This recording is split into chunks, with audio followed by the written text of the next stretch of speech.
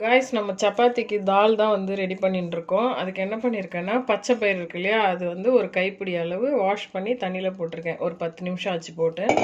அதுக்கப்புறம் கொஞ்சமாக பூண்டு, இந்த வெங்காயம், சின்ன வெங்காயம், தக்காளி 2, 4 பச்சை மிளகாய் சின்னதாக இருக்கிறதுனால 4 எடுத்துருக்கேன். இது எல்லாத்தையும் ஒன்றா போட்டு நம்ம குக்கரில் வந்து ஒரு 5 விசில் விட்டு எடுத்தோம்னா நல்லா குழஞ்சிரும்.